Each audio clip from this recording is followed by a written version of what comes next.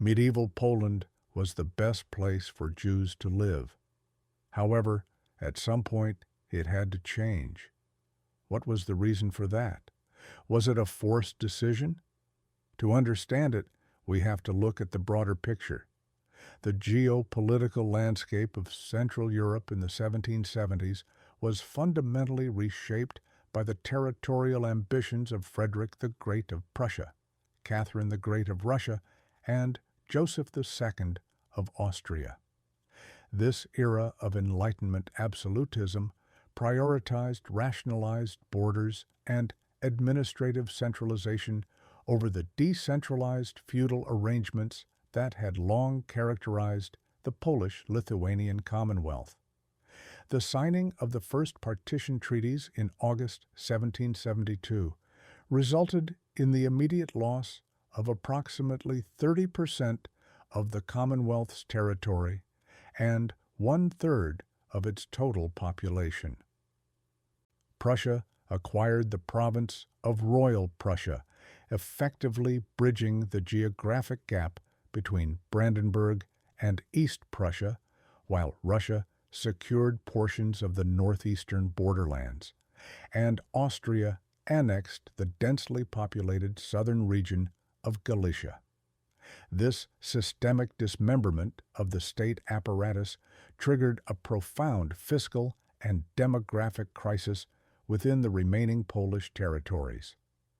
The loss of the Baltic coastline to Prussian control allowed Frederick II to impose punitive customs duties and maritime tolls on Polish exports, particularly grain and timber, which funneled the Commonwealth's liquid capital into the Prussian treasury. The resulting economic contraction severely weakened the Polish monarchy's ability to maintain a professional standing army or fund essential civil services. As the central government in Warsaw struggled to manage the sudden influx of refugees and displaced persons from the annexed provinces, the legislative focus shifted toward internal stabilization and the protection of domestic commerce. The first partition acted as a catalyst for a series of radical administrative reforms intended to modernize the Commonwealth's skeletal bureaucracy. The Permanent Council, established in 1775 as the first modern executive body in Poland, sought to standardize legal codes and tax collection across the disparate provinces. However, this drive for centralization brought the imperial government into direct conflict with the existing regional autonomies and the traditional rights of non-Christian merchant classes. The administrative mapping of Warsaw during this period reflected a state under siege, attempting to delineate its remaining resources while under the constant shadow of the surrounding partitions. The structural destabilization caused by the loss of the borderlands fundamentally altered the demographic composition of Warsaw. As the city became the primary refuge for the dispossessed nobility and mercantile elite from the ceded territories, the competition for limited urban space and professional licenses intensified. The imperial administration viewed this demographic fluidity with increasing suspicion, equating non-regulated residency with a threat to internal security and the state's fiscal integrity. The 1770s thus represented a period where the traditional inclusive legal frameworks of the Commonwealth were systematically replaced by a more rigid, protectionist logic. This shift toward administrative exclusion was not an organic development, but a reactionary response to the existential threat posed by the aggressive expansion of the neighboring empires. The first partition did not merely move borders, it dismantled the centuries-old socio-economic equilibrium that had permitted diverse populations to thrive in the heart of Poland, setting the stage for the targeted legislative measures that would soon transform the capital's social fabric.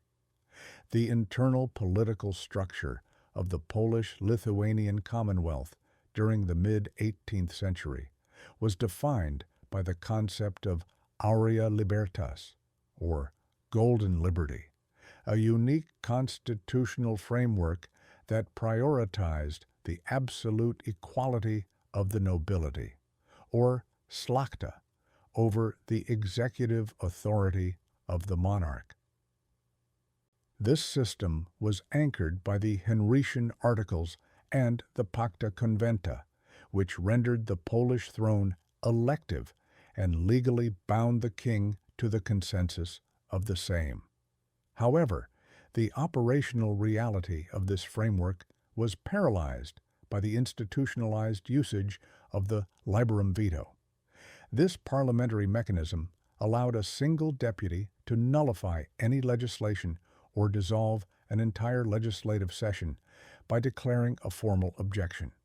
By the late 1760s and early 1770s, the consistent exploitation of the veto by magnates, often funded by foreign powers, had effectively neutralized the central government's ability to enact fiscal reforms, maintain infrastructure, or enforce judicial decrees. This legislative stagnation created a profound power vacuum in the capital city of Warsaw. As the central state authority withered, the local municipal governments and the powerful juridiki, private enclaves within the city owned by high-ranking nobles or the church, began to operate with near-total judicial and economic autonomy. These juridiki existed outside the jurisdiction of the Warsaw Municipal Council, creating a fragmented legal landscape where different sets of laws and taxes were applied within the same urban area. The weakening of the Polish monarch, King Stanisław August Poniatowski, meant that the royal court lacked the coercive force necessary to harmonize these competing jurisdictions. Consequently, Warsaw became a site of intense regional volatility, where legal disputes over trade rights and residency were settled through localized political leverage rather than a unified imperial code. The erosion of the pax publica, or public peace, was further exacerbated by the inability of the royal treasury to support a robust police force or a professional judiciary.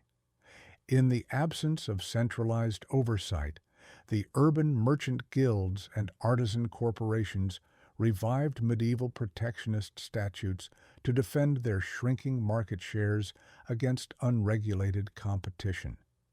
These guilds leveraged the political instability to pressure the weakening monarchy for exclusionary decrees, framing their private economic interests as essential to the preservation of the traditional Polish social order.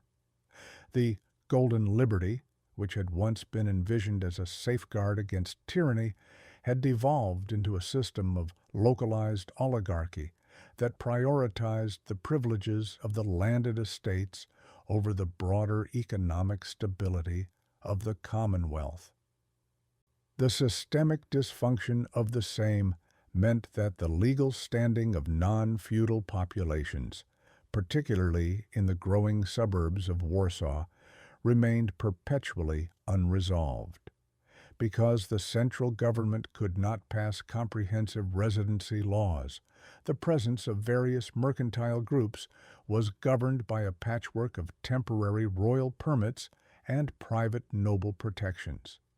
This legal ambiguity was sustainable only as long as the state remained intact. However, the territorial losses and fiscal pressures described in the previous chapter transformed this ambiguity into a source of acute social tension. The decay of the central state apparatus ensured that when the drive for administrative reform finally arrived, it would be characterized by a desperate attempt to impose uniformity through the blunt instrument of exclusion.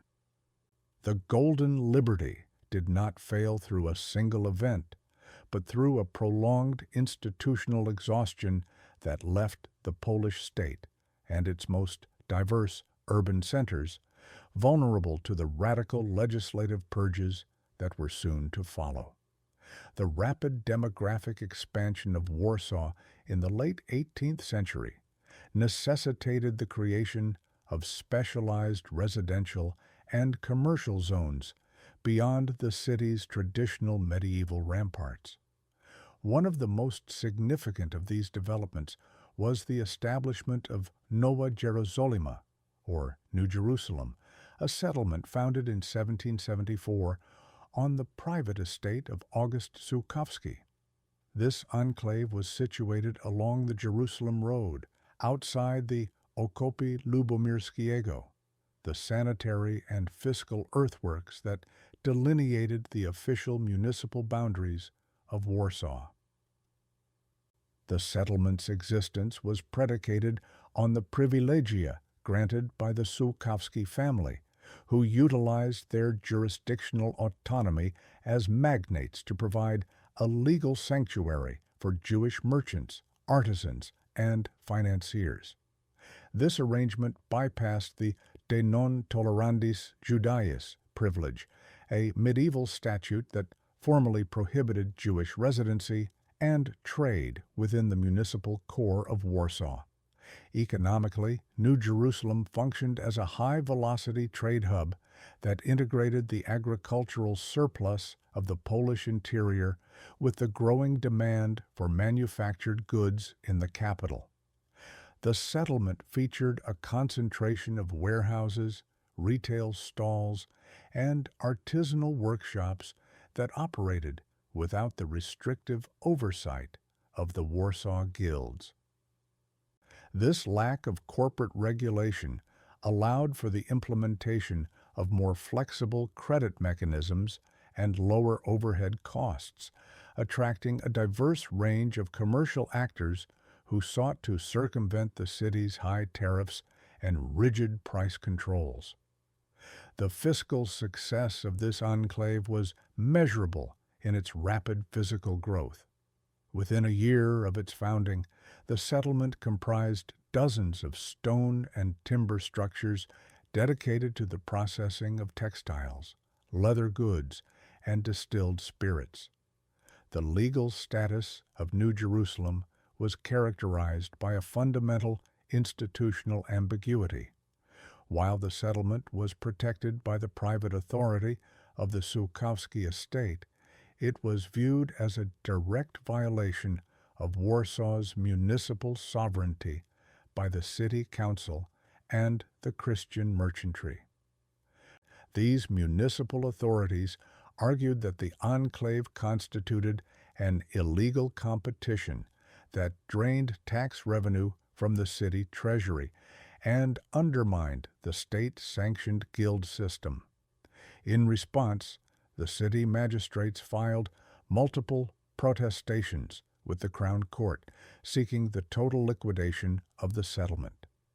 This conflict represented a collision between the emerging principles of free trade, facilitated by magnate protectionism, and the entrenched feudal privileges of the urban corporations. The institutional infrastructure of New Jerusalem was designed to support a self-sustaining communal life. The settlement included a scola, or prayer house, and specialized facilities for ritual slaughter, which provided the necessary cultural and religious stability for its residents. However, these structures were not merely spiritual centers. They functioned as administrative hubs where internal commercial disputes were adjudicated according to rabbinic law. This autonomous legal framework further isolated the settlement from the Warsaw Municipal Administration, reinforcing its identity as a distinct, unofficial city. The rise of New Jerusalem demonstrated the limitations of Warsaw's ability to regulate its own economic periphery. As the settlement's commercial influence grew, it became a focal point for the broader legislative debate regarding the modernization of the Polish state. The enclave's success proved that the traditional exclusionary laws of the capital were increasingly incompatible with the demographic and economic realities of a partitioned Poland, making the settlement a primary target for the administrative backlash that would materialize in 1775. The mid-1770s witnessed the transformation of Warsaw into a primary destination for mercantile populations displaced by the territorial annexations of the First Partition. This migration was fundamentally driven by the city's strategic location on the Vistula River, which served as the central artery for the Polish grain trade and the transit of timber to the port of Danzig. As the Prussian administration implemented rigorous maritime tolls and customs barriers in the newly acquired northern provinces, Jewish merchants and brokers from the annexed regions of West Prussia and the Netza district sought to maintain their commercial viability by relocating their operations to the Polish interior. Warsaw offered these individuals an unparalleled nexus of logistics and finance, allowing them to reconnect the severed trade links between the Baltic ports and the Ukrainian grain-producing hinterlands. The influx of capital into the Warsaw riverfront was facilitated by the emergence of a specialized class of financiers who provided the necessary credit for long-distance riverine transport. These individuals, many of whom originated from the more economically developed territories of Silesia and Bohemia, acted as intermediaries between the Polish nobility's agricultural estates and the international export markets. Their command of liquid specie and their ability to issue bills of exchange allowed the Polish-Lithuanian Commonwealth to sustain its trade volume despite the loss of its sovereign access to the sea. The Vistula served not merely as a physical waterway, but as a commercial corridor that integrated the diverse economic practices of Central Europe into the Warsaw urban fabric. The demographic pressure from the Russian-annexed northeastern borderlands, or the taken lands, further intensified the competition within the Warsaw trade sector. Merchants from the regions of Vitebsk and Mogilev brought with them established connections to the Russian interior and the Leipzig fairs, introducing new commodities such as fur, wax, and potash into the local markets. This integration of transnational commercial networks rendered Warsaw's traditional guild-based retail system increasingly obsolete. The presence of these foreign traders, who operated through decentralized family firms rather than official municipal corporations, allowed for a more rapid circulation of goods and capital. However, this efficiency was viewed by the local Christian burghers as a direct assault on the municipal fiscal order, as these mobile merchants often bypassed the official MIT and Tamga duties collected at the city's land gates. The institutional response of the Polish state was to utilize the magistrature of the crown to regulate the transit of goods through the Warsaw river ports. New ordinances were enacted to monitor the registration of skutnicy, or barge operators, and to standardize the weighing and measurement of commodities arriving by water.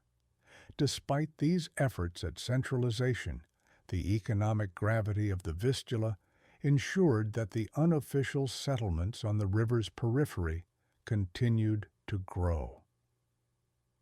These riverside enclaves became the operational headquarters for the large-scale commies, commission trade, where Jewish agents managed the storage and transshipment of bulk goods destined for European markets. The Vistula had transformed Warsaw into a demographic magnet, drawing in the expertise and capital of those who had lost their homes to the partitions. Yet, this very concentration of economic power provided the Christian guilds with the measurable data of market loss that they would eventually use to justify the comprehensive administrative removal of 1775. The administrative landscape of late 18th century Warsaw was defined by a profound lack of legal uniformity, creating what historians characterize as a gray zone of overlapping jurisdictions. At the core of this complexity was the tension between the ius municipale, the municipal law governing the city's burghers, and the extraterritorial privileges of the Polish nobility and the crown. Under the traditional municipal statutes, the city of Warsaw operated as a corporate entity with the right to regulate trade and residency within its official boundaries. However, this authority was perpetually undermined by the existence of the jurisdictions, which were private jurisdictions held by magnates or high ecclesiastical officials. These enclaves, though geographically located within or adjacent to the city, were legally independent of the Warsaw magistrates' control. Consequently, the owners of these jurisdictions could issue their own trade permits and provide sanctuary to non-guild merchants, effectively creating a decentralized and competing legal market. The king's role in this jurisdictional struggle was equally complex, as the Polish monarch possessed the ius regale, or royal right, to grant individuals safe conducts known as servitorate status. A person holding such a status was legally considered a servant of the royal household, which exempted them from municipal taxes and placed them under the direct judicial authority of the Marshal of the Crown. This created a tier of elite residents who operated outside the burghers' jurisdiction, further eroding the city council's ability to enforce a unified fiscal policy. The resulting friction between the starosta, royal official, and the Rada Miejska, city council, led to frequent litigation in the assessorial courts, where the city fought to reclaim its lost revenue and reassert its control over urban commerce. For the Jewish community, this fragmented legal environment provided a precarious but functional space for habitation. Because there was no single comprehensive national law regarding Jewish residency in the capital, their presence was negotiated through a series of pacta, or temporary agreements, with either the king or the individual owners of the jurisdictions. These agreements were often based on the payment of protection money, or specific industry taxes, which allowed Jewish merchants to bypass the city's prohibitive de non tolerandis laws. However, this meant that their legal standing was not a right of citizenship, but a private contract with a feudal superior. This institutional arrangement ensured that the legality of one's residence was entirely dependent on the political survival and the continuing favor of a specific protector. The city magistrates viewed this gray zone as a systemic threat to the bonum commune, or common good, of the Christian burgery. They argued that the multiplication of jurisdictions led to a confusion of laws that encouraged smuggling and tax evasion. By the early 1770s, the Warsaw City Council began a concerted legislative campaign to unify the city's administration by dismantling the private juridici and revoking royal servitorate privileges. This drive for municipal centralization was framed as a necessary step toward enlightened governance and rational urban planning. However, the primary target of this administrative simplification was the non-corporate merchant class that relied on these fragmented laws to exist. The legal gray zone, which had long permitted a degree of pluralism through its very inefficiency, was being systematically closed by a state that increasingly equated administrative uniformity with social order. This shift signaled the end of the era of negotiated residency and prepared the way for the rigid state-enforced mandates of 1775. The proliferation of unofficial settlements like New Jerusalem was sustained by the political and economic interests of the Polish high nobility, or magnates, who functioned as the primary protectors of the Jewish population. These aristocrats, including powerful families such as the Sułkowskis, Lubomirskis, and Czartoryskis, utilized their hereditary latifundia and private urban juridiki to create specialized zones of economic activity. For the magnates, the inclusion of Jewish residents on their estates was a calculated fiscal strategy designed to maximize the revenue generated from their landholdings. Unlike the Christian merchantry, which was tied to the rigid regulations of the municipal guilds, Jewish entrepreneurs provided the magnates with a highly mobile and adaptable workforce capable of managing complex financial tasks such as large-scale tax farming, the leasing of mills and distilleries, and the administration of forest and grain exports. This relationship was formalized through the propinatia system, a feudal monopoly on the production and sale of alcohol. Magnates frequently leased these rights to Jewish arendarze, or lessees, who provided the noble treasury with a guaranteed, predictable stream of liquid capital. This administrative expertise was particularly valuable in an era where the Polish state lacked a professional civil service or a centralized tax collection agency. By delegating these duties to Jewish administrators, the nobility effectively outsourced the financial management of their vast estates. In exchange for this utility, the magnates offered their podopieczny, those under their protection, powerful legal sanctuary. This protection included immunitas, which barred royal officials and municipal guards from entering the magnate's land to enforce city laws or collect municipal dues. The magnates viewed the Jewish community as an essential buffer between the feudal elite and the rest of the urban population. By fostering a merchant class that was legally dependent on the nobility for its very survival, the magnates ensured that this wealth remained subservient to the interests of the landed estates. This created a profound power imbalance within Warsaw's social structure.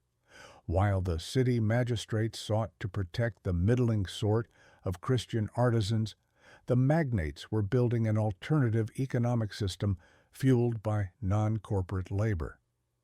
This magnate protectionism allowed for the rapid development of industrial enterprises, such as the famous textile and glass manufactories, which relied on the specialized trade connections and investment capital that the Jewish community could mobilize from the partitioned borderlands. However, this reliance on noble patronage carried significant institutional risks. The legality of the Jewish presence was tied not to the state, but to the specific person of the noble protector. If a magnate fell into political disfavor or faced a fiscal crisis, the protection they provided could be unilaterally revoked or sold. Furthermore, as the Enlightenment-era reforms of the 1770s began to target the excessive privileges of the nobility, the magnates' ability to shield their Jewish residents began to erode. The city magistrates and the emerging patriotic reform movement viewed this magnate Jewish alliance as a relic of feudal decentralization that prevented the modernization of the Polish economy. By the eve of the 1775 expulsion, the magnate protector was no longer a guarantee of safety, but a primary target of the state's drive to eliminate private jurisdictions in favor of a singular, centralized authority. The economic friction within Warsaw during the early 1770s was primarily articulated through the formal grievances of the Christian artisan guilds, or keki, which operated as the backbone of the city's corporate social order. These guilds, governed by centuries-old statutes derived from Magdeburg law, functioned as closed monopolies that regulated the production, quality, and pricing of nearly all manufactured goods within the municipal limits. By 1774, these institutions faced a severe structural crisis as their traditional dominance was challenged by the presence of a non-corporate Jewish labor force that operated outside the guild hierarchy. The guilds argued that this extra-legal production constituted a systemic violation of their monopolium, a legal right granted by the Crown to be the sole providers of specific services, from tailoring and shoemaking to furriery and goldsmithing. The core of the guild's grievance rested on the concept of commercial flexibility, which they characterized as a form of predatory economic subversion. Because Jewish artisans were not members of the official corporations, they were not required to pay the WBPSOA entry fees, contribute to the guild's religious and charitable funds, or adhere to the lengthy and expensive Meisterstück, masterpiece, certification process. This lower overhead allowed Jewish workshops to produce goods at a significantly faster rate and lower price point than the state-sanctioned masters.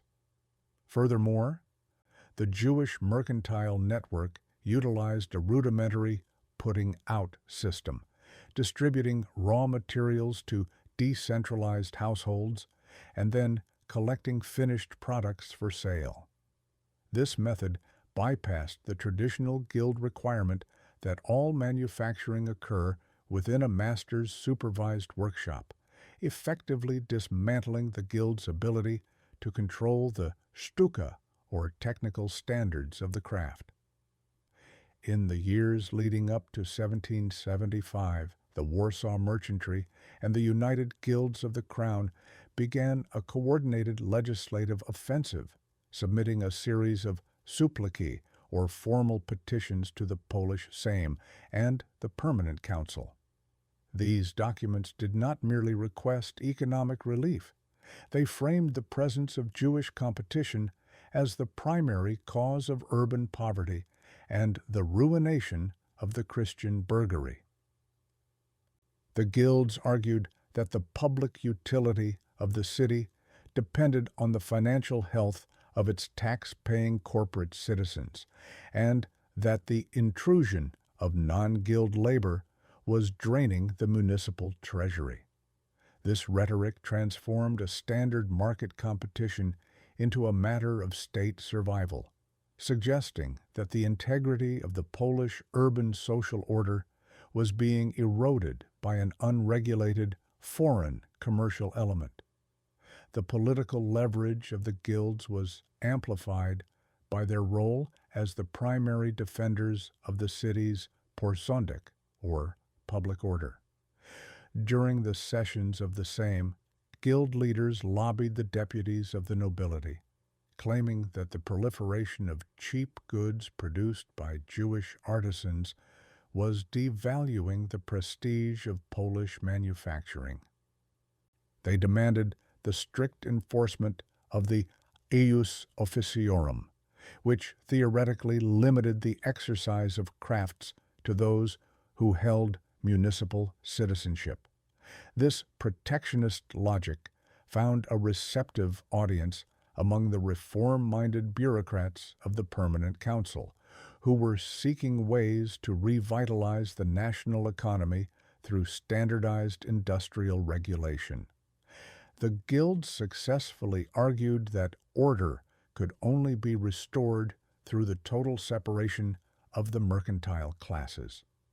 This consensus among the Christian middle class provided the necessary political momentum for the state to abandon its previous policy of tolerance in favor of a rigid exclusionary mandate.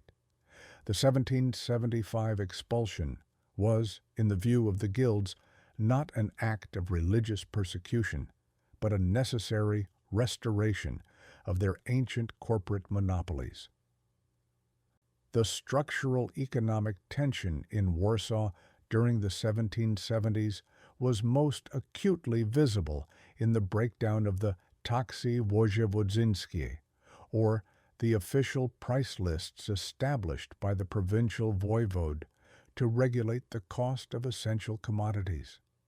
These price controls were designed to ensure a predictable profit margin for the Christian guilds while protecting the urban population from sudden inflationary spikes.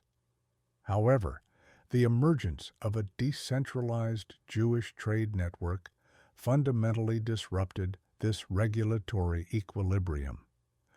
By sourcing raw materials directly from the producers in the Polish interior and bypassing the municipal squad, or staple right, which required goods to be stored and offered first to local burghers, Jewish merchants could bring finished products to market at prices that were consistently 20 to 30% lower than the state-mandated minimums.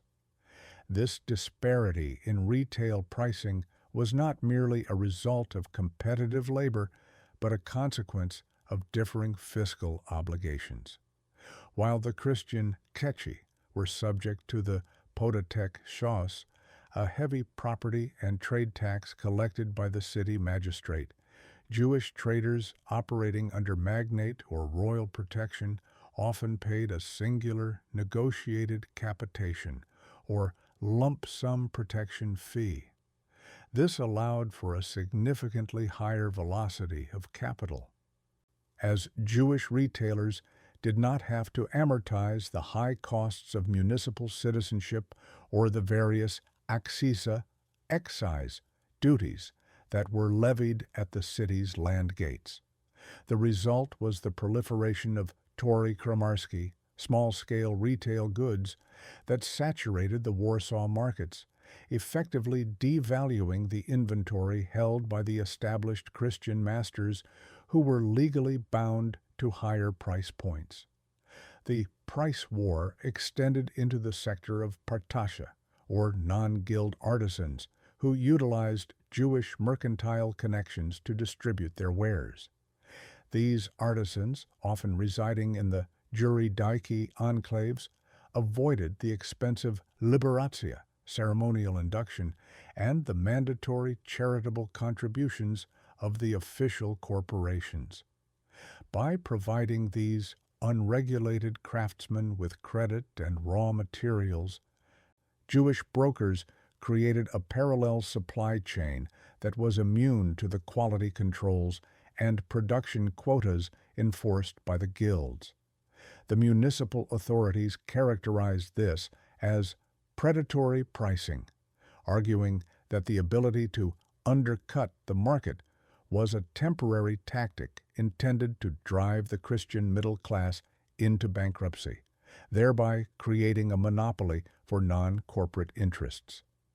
The social impact of this undercutting created a paradox within the Warsaw urban experience. While the guild leaders and the city council petitioned for the strict enforcement of price caps and the seizure of unauthorized goods, the general population, including lower-ranking officials and the urban poor, increasingly relied on these cheaper commodities for their daily survival. This silent collusion between the consumer and the non-guild merchant undermined the moral authority of the protectionist statutes. Even as the state attempted to intervene through the Commissio Boni Ordinis, Commission of Good Order, the economic reality of the Vistula trade made it impossible to suppress the flow of lower-priced goods.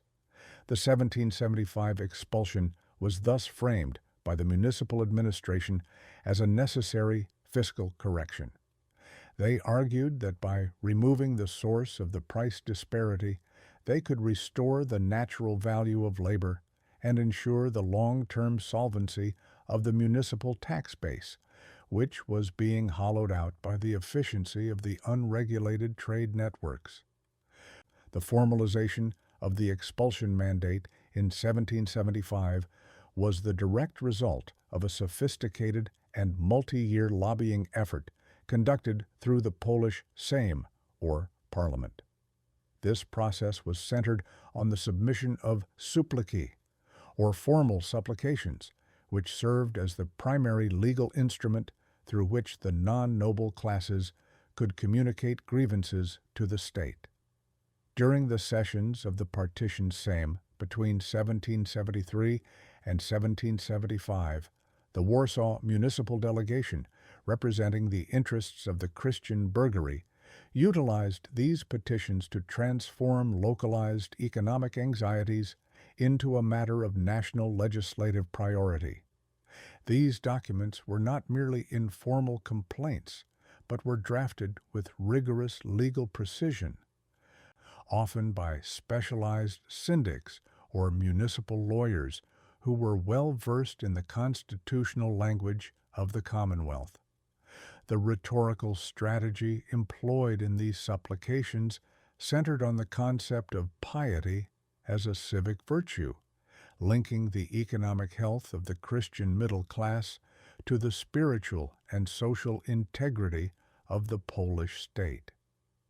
The petitioners argued that the preservation of the Catholic city was a fundamental obligation of the deputies, invoking the Pacta Conventa and the various royal oaths that pledged to uphold the traditional social hierarchy. By framing the presence of non-Christian competitors as a form of spiritual and fiscal pollution, the burghers effectively moralized their demand for a market monopoly.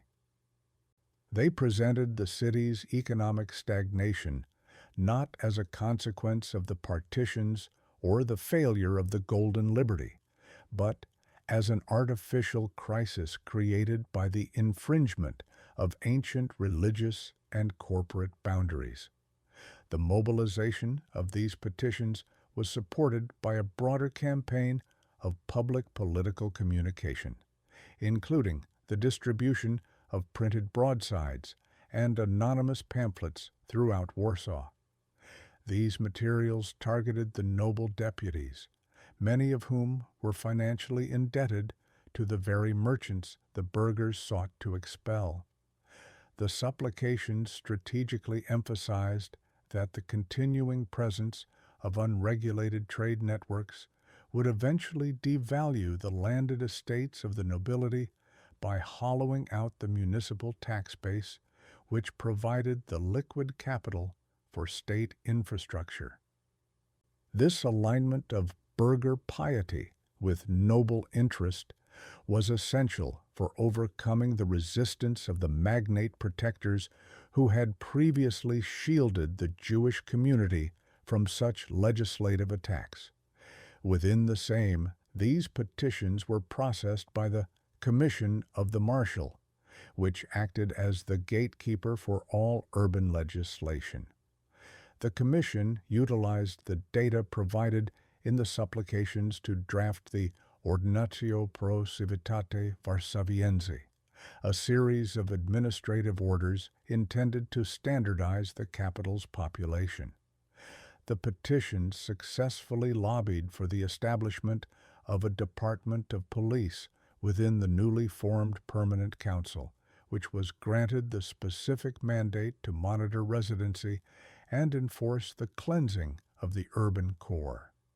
This marked a transition in Polish governance, where the state began to use its centralized executive power to act as an enforcer for the exclusionary demands of a single social class.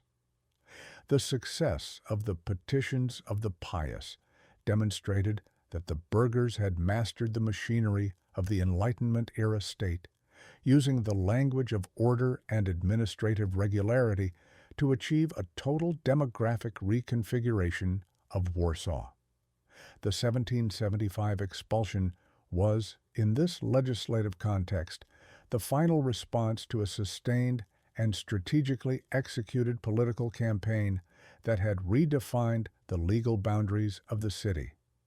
The Catholic Church in the 1770s acted as the primary moral arbiter of the Polish state, utilizing its institutional weight to validate the economic protectionism of the urban classes through a framework of religious preservation. This clerical campaign was not merely an extension of medieval anti-Judaism, but was a modern, administrative effort to align the Commonwealth's social structure with the Church's vision of a res publica Christiana. The Bishop of Poznan and Warsaw, Andrzej Stanisław Młodziejewski, who also served as the Grand Chancellor of the Crown, was instrumental in this process. He used his dual role to ensure that the legislative reforms of the Permanent Council were infused with ecclesiastical priorities, arguing that the presence of a large, non-Christian mercantile population in the capital was a spiritual and social irritant that prevented the true enlightenment of the Polish nation. The theological justification for the 1775 expulsion was rooted in the concept of separatio, or the mandatory segregation of religious communities to prevent what the clergy termed spiritual pollution. Pastoral letters read from the pulpits of Warsaw's parish churches during the 1773 and 1774 liturgical cycles emphasized that the blurring of economic boundaries, where Christians and Jews participated in the same trade networks, led to the corruption of Christian morals. The Church argued that the simplicity of the Christian artisan was being undermined by the sophistry of unregulated competition, which they framed as a violation of the divine order. By characterizing market activity as a moral rather than a purely fiscal endeavor, the Church successfully transformed a standard commercial dispute into a battle for the preservation of the Catholic identity of the Polish capital. This campaign was further supported by the revival of synodal decrees from the mid-18th century, such as those from the Synod of Poznan in 1733, which had already prohibited the employment of Christians in Jewish households and restricted the lease of church-owned land to non-Christians. In the years immediately preceding the expulsion, these regulations were strictly reinforced within the Warsaw Juridici owned by the Church. Ecclesiastical courts, or consistories, increased the frequency of visitations to ensure that Christian artisans were not colluding with Jewish brokers. The clergy provided a necessary ideological bridge for the state, while the government focused on order and the guilds on profit. The Church provided the sacred necessity for the removal. Furthermore, the Church's control over the educational apparatus through the Commission of National Education allowed it to disseminate a specific narrative of national purification. This narrative suggested that the revitalization of Poland could only be achieved if the middle class was restored to its natural Christian state. The clerical campaign successfully convinced many deputies in the Sejm that the economic hollowing out of Warsaw was a divine punishment for the state's failure to uphold its religious obligations. Consequently, the 1775 expulsion was presented to the public not as an act of administrative violence, but as an act of pietas and restitutio, a restoration of the sacred and social boundaries that defined the Commonwealth. The Church's involvement ensured that the expulsion had a profound moral authority, making it nearly impossible for the king or the magnates to maintain their protectionist policies without appearing to be enemies of the faith. This alignment of state power and clerical ideology provided the final, unassailable justification for the mandatory removal of the community from the heart of the capital. The fiscal stability of the Polish gentry, or szlachta, entered a state of terminal decline following the currency devaluations and trade disruptions of the early 1770s, creating a profound debt dilemma that accelerated the drive for expulsion. This economic crisis was characterized by a chronic lack of liquid specie among the middle and lower nobility, who had historically relied on the Jewish mercantile class for short-term credit and the discounting of agricultural futures. By 1774, the structural impact of the Prussian maritime blockade and the loss of southern markets to Austria had rendered many landed estates insolvent. As interest rates on private loans climbed and the value of grain exports plummeted, a significant portion of the Polish nobility found themselves facing the prospect of subhastatio, or the forced judicial auction of their ancestral lands to satisfy outstanding arrears. The financial relationship between the gentry and their Jewish creditors was governed by obligacji, or promissory notes, which were often secured against future harvests or the revenue from forest products. However, the systemic instability of the Polish banking sector, punctuated by the collapse of several prominent Warsaw financial houses, led to a tightening of credit terms. This shift transformed the Jewish financier from a necessary economic partner into a visible symbol of the nobility's mounting domestic insolvency. Resentment grew as the gentry struggled to meet the interest payments, which were frequently compounded during periods of legislative paralysis. For the indebted noble, the legal removal of the creditor offered a pragmatic, albeit radical solution to the threat of bankruptcy. The expulsion was increasingly viewed not as a matter of statecraft, but as a mechanism for the extinctio debitorum, or the de facto cancellation of private financial obligations. In the legal proceedings of the Warsaw courts and the local sejmiki, or regional assemblies, the gentry began to argue that the high interest rates charged by non-corporate lenders were a form of usury that undermined the military and political readiness of the state. They framed their personal debts as a national security risk, suggesting that a nobility burdened by private arrears could not effectively serve the crown or defend the remaining territories of the Commonwealth. This rhetorical shift allowed the gentry to advocate for the expulsion of the Jewish community as a means of public relief. They calculated that the physical displacement of their creditors would create a legal and administrative vacuum, making it impossible for lenders to present their Wechsel, bills of exchange, in court or enforce the seizure of noble property.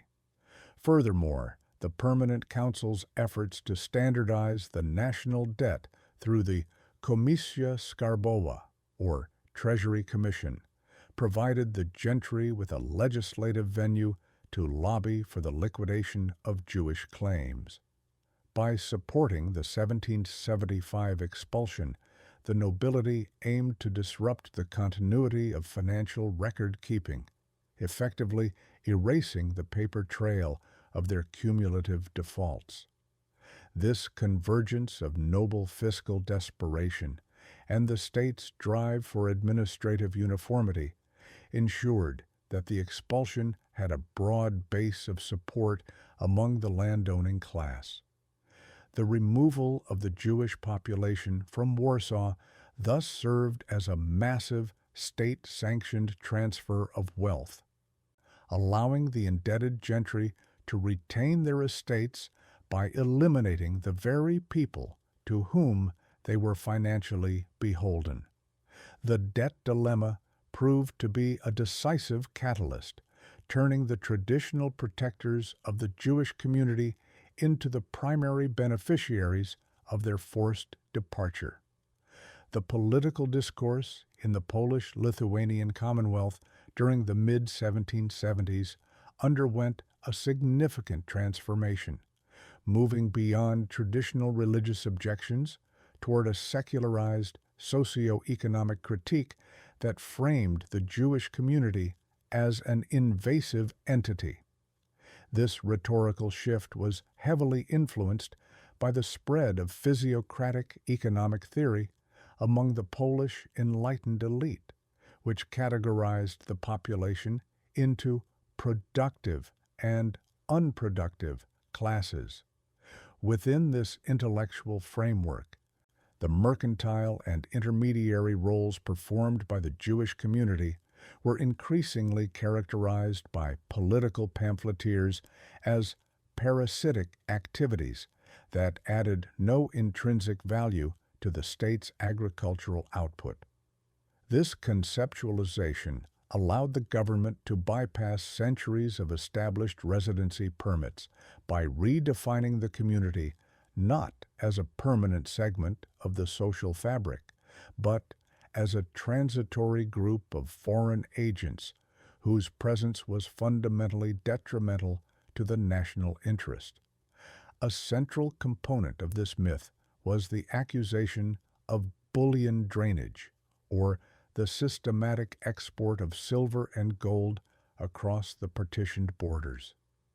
Nationalist rhetoric in the Warsaw press claimed that Jewish trade networks were responsible for the chronic shortage of liquid currency in the Polish treasury, alleging that capital was being funneled into the coffers of Prussian or Russian banks. These claims ignored the reality of the punitive customs duties imposed by neighboring empires and instead focused on the supposed disloyalty of the Jewish financier. The term foreign was applied with increasing legislative frequency to individuals whose families had resided in the Commonwealth for generations, effectively stripping them of their historical indigenitas, or indigenous status. This rebranding served a vital administrative purpose. By classifying the community as external, the state could justify the use of emergency police powers and summary expulsion measures that would have been legally impermissible if applied to domestic subjects. Furthermore, the political literature of the period, such as the widely circulated essays during the 1773-1775 Sejm, introduced the concept of the clandestine immigrant. Even established residents of Warsaw were retroactively labeled as Judei Adventiti, adventitious or accidental Jews, suggesting that their presence in the capital was a result of recent illegal border crossings rather than long-standing royal protection. This narrative was weaponized to create a sense of demographic emergency, portraying the growth of settlements like New Jerusalem as a silent invasion that threatened to overwhelm the authentic Polish character of the city. The rhetoric emphasized that the national body was being hollowed out from within by an entity that remained culturally and legally distinct, and therefore incapable of assimilation into the new, centralized order envisioned by the Permanent Council. This shift in rhetoric succeeded in unifying disparate political factions. For the modernizing reformers, the expulsion was a step toward a rational and homogeneous state. For the conservative gentry, it was a defense against foreign capital. The invasive entity myth provided a convenient scapegoat for the Commonwealth's systemic failures, allowing the administration to present the 1775 expulsion as a patriotic act of national self-preservation. By the time the final decrees were drafted, the Jewish community had been successfully redefined in the political imagination as an economic pathogen. This rhetorical groundwork ensured that the physical act of removal would be viewed not as a violation of civil rights, but as a necessary surgical intervention to restore the fiscal health and sovereign integrity of the Polish capital. The execution of the 1775 expulsion was fundamentally facilitated by the expansion of the office of the Grand Marshal of the Crown, the highest executive and judicial authority for the capital's domestic security. During this period, the office was held by Stanisław Lubomirski, an official whose administrative philosophy was rooted in the Enlightenment concept of policja, a term that, in 18th century governance, signified a comprehensive system of social, economic, and sanitary regulation intended to ensure the good order, or boni ordinis, of the state. The marshal's mandate represented a decisive shift away from the decentralized judicial traditions of the Commonwealth toward a centralized, executive-driven model of urban management. His primary objective was the achievement of administrative legibility, which required the replacement of overlapping feudal jurisdictions with a singular, transparent registry of all inhabitants residing within the Warsaw sanitary earthworks. To achieve this purity, the Grand Marshal utilized the Milicja Marszałkowska, or Marshal's Guard, a professionalized paramilitary force of approximately 1,500 men who operated independently of the municipal magistrates and the Royal Army. The Sejm of 1775 formalized this authority by granting the Marshal the ius evacuandi, or the right of summary removal, which permitted the bypass of the traditional slow-moving assessorial courts.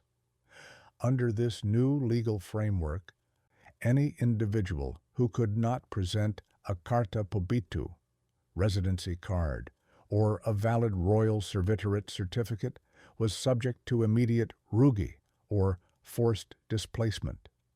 This administrative mechanism effectively criminalized residency that lacked explicit state sanction, transforming the legal standing of the Jewish community from a matter of private contract with noble protectors into a matter of public police concern. The Marshal's drive for purity was framed in official decrees as a necessary intervention for the public health and security of the capital. Reports submitted to the Permanent Council by the Marshal's office characterized the unofficial settlements as zones of disorder that complicated the city's fire safety protocols and tax collection efforts. The Marshal initiated a series of lustratiae, or house-by-house inspections, which served as the technical basis for the removal lists. These inspections were not merely demographic surveys. They were fiscal audits intended to identify unauthorized workshops and warehouses that had avoided municipal oversight. By centralizing the ius stapulae and staple right and the praesentia right of presence under the marshal's jurisdiction, the state dismantled the last legal shields that the private juridici had provided to non-corporate merchants. Furthermore, the marshal's mandate introduced the concept of urban hygiene into the legislative debate, suggesting that the density of the Jewish population in the urban core was a physical impediment to the modernization of Warsaw's infrastructure.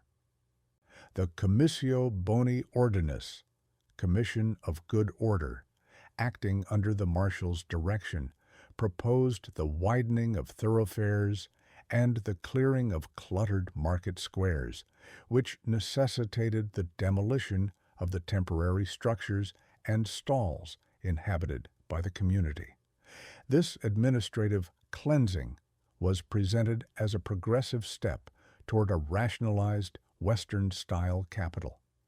By the time the final orders were issued in 1775, the Grand Marshal had successfully consolidated the coercive power of the state, ensuring that the expulsion would not be a series of isolated legal battles, but a synchronized, police-led operation that asserted the absolute sovereignty of the Crown over the city's demographic fabric.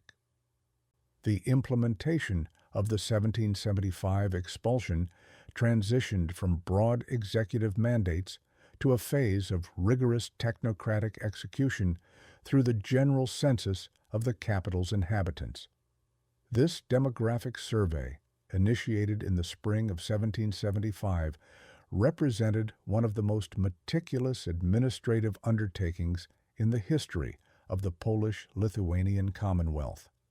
Unlike previous lustractiae that primarily served to estimate tax yields for the royal treasury, this census was designed as a negative registry, a tool for the systematic identification and subsequent deregistration of all Jewish residents who could not produce a specific, individualized royal permit or a valid servitorate certificate.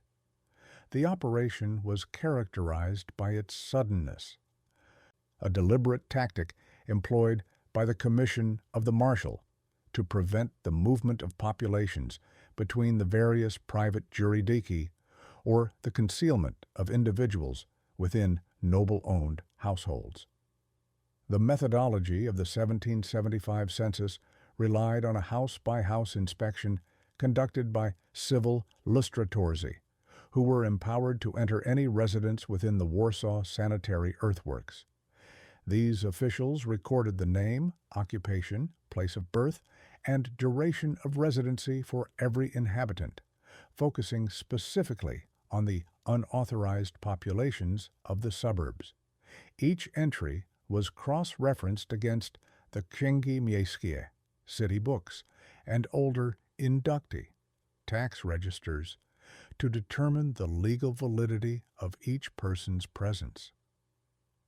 The primary criterion for deregistration was the absence of a physical carta pobytu, or proof of contribution to the municipal pogłowne, poll tax, as a recognized resident.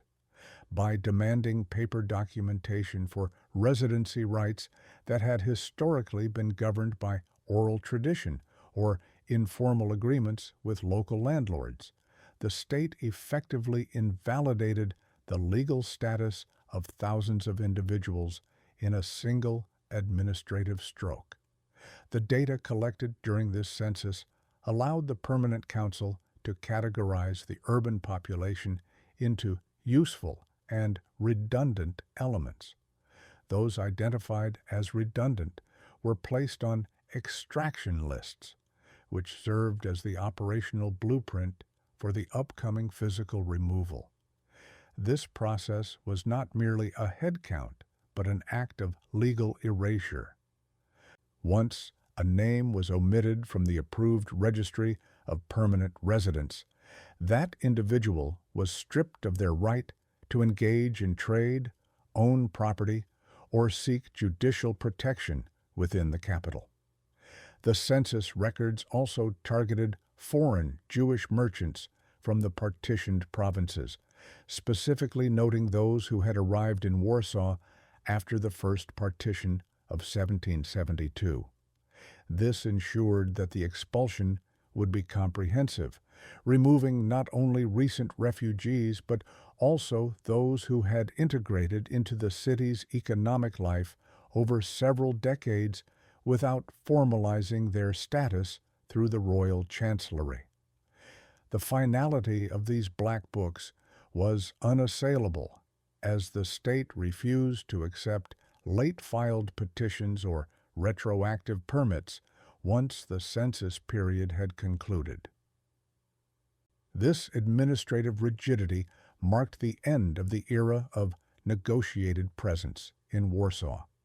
The 1775 census succeeded in making the Jewish community visible to the state in a way that had never before been achieved, transforming a fluid and diverse population into a static set of data points for the purpose of exclusion. By the summer of 1775, the state possessed a definitive, verified list of every person destined for removal, providing the necessary precision for the mobilization of the marshal's guards. The census was the bridge between the rhetoric of purity and the reality of displacement, turning the capital's population into an administrative object that could be reordered at will.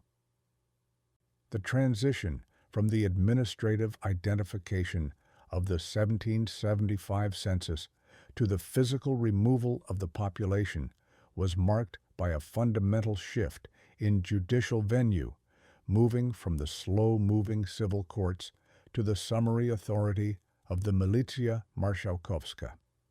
Historically, residency disputes in Warsaw were adjudicated through the assessorial courts or the royal tribunal, where defendants could leverage the ius provocandi, the right of appeal, and utilize legal advocates to challenge eviction orders based on existing royal charters. However, the Sejm of 1775 effectively suspended these traditional legal protections for non-corporate residents by granting the Grand Marshal of the Crown the power of summarichność, or summariness. This legislative change meant that the marshal's military units acted as both the adjudicators and the executors of the state's will, eliminating the possibility of a legal defense and transforming the expulsion from a civil litigation process into a high-velocity security operation. The Milicja Marszałkowska, a professionalized paramilitary force of approximately 1,500 to 2,000 men, was the primary instrument of this mobilization. Unlike the municipal guards of the Warsaw magistrate, these units were directly funded by the Crown and commanded by podkomisarze, sub-commissioners, who reported exclusively to the marshal. The force was organized into specialized detachments, including cavalry units for patrolling the city gates and infantry squads equipped for urban intervention. The mobilization began with the division of Warsaw and its surrounding jurisdiction into 4 operational quarters, each under the command of a marshal's officer who possessed the verified extraction lists generated during the census. These officers were granted the authority to issue nakazy rugi, summary eviction orders, that required immediate compliance, bypassing the need for a signature from a municipal judge or a royal chancellor. Tactically, the guards utilized a strategy of cordon and search to ensure the comprehensive nature of the removal.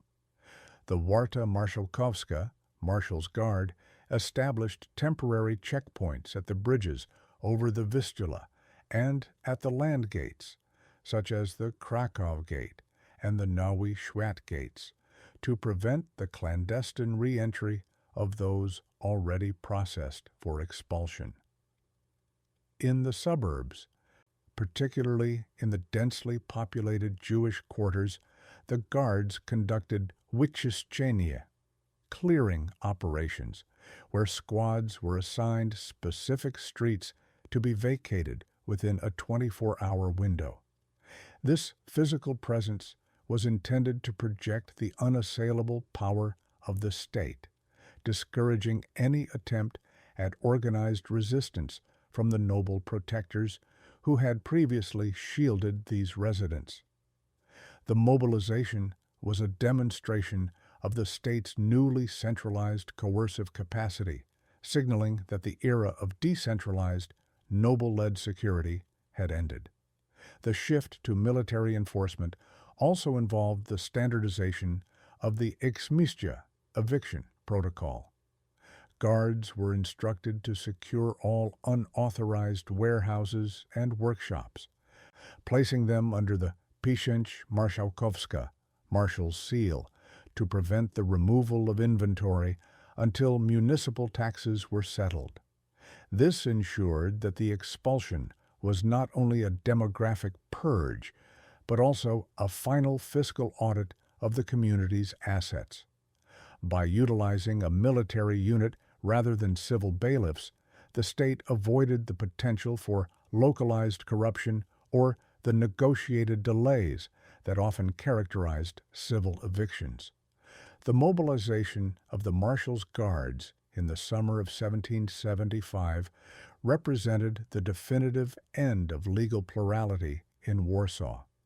The physical presence of the blue-uniformed infantry in the city's markets provided a visible, kinetic proof that the state's administrative mandates were no longer subject to judicial debate. The responsibility for the city's social composition had been permanently transferred from the courtroom to the barracks, setting the stage for the final departure of the community from the capital. The legal foundation for the 1775 expulsion rested upon the systematic nullification of privilegia, the centuries-old royal charters that had historically defined the Jewish community's status as servi camerae regis, or servants of the royal chamber. Since the 13th century Statute of Calice, Jewish residency in Poland had been governed by a series of bilateral contracts between the community and the crown, which granted specific protections, judicial autonomy, and trade rights in exchange for direct fiscal contributions. However, the legislative body of the partition Sejm in 1775 introduced the doctrine of salus publica, or public welfare, as a supreme legal principle that superseded all previous jura specialia, special laws. This marked a fundamental departure from the medieval contractual state toward a modern legislative state, where the government claimed the unilateral right to derogate or legally abolish vestigial privileges that were deemed inconsistent with the newly established permanent council's administrative goals. A primary target of this legal revisionism was the servitorate status, an individual royal safe conduct that had previously exempted high-value merchants and financiers from municipal jurisdiction. By 1775, the state declared that these personal grants were informal and extra-legal if they had not been explicitly ratified by the Commission of the Treasury. This bureaucratic maneuver effectively transformed thousands of legal residents into unauthorized inhabitants by retroactively changing the standards of documentation. The Sejm argued that ancient charters were privilegia odiosa, hateful privileges, that created inequalities in the urban market, thereby justifying their total suspension. The legal path for expulsion was further cleared by the Act of Unification, which stipulated that all private agreements between the Jewish community and noble magnates were secondary to the General Statute of the City of Warsaw, which formally prohibited non-Christian residency within the capital's fiscal boundaries. This process of legal erasure involved the Cancellaria Regni, or Royal Chancellery, which was ordered to cease the renewal of diplomata, official patents, for non-guild artisans. Historically, these documents had been renewed upon the accession of each new monarch, but in 1775 the Chancellery implemented a policy of silent expiration. By refusing to process the customary petitions for the confirmation of rights, the state allowed the legal framework of the community to simply dissolve through administrative inaction.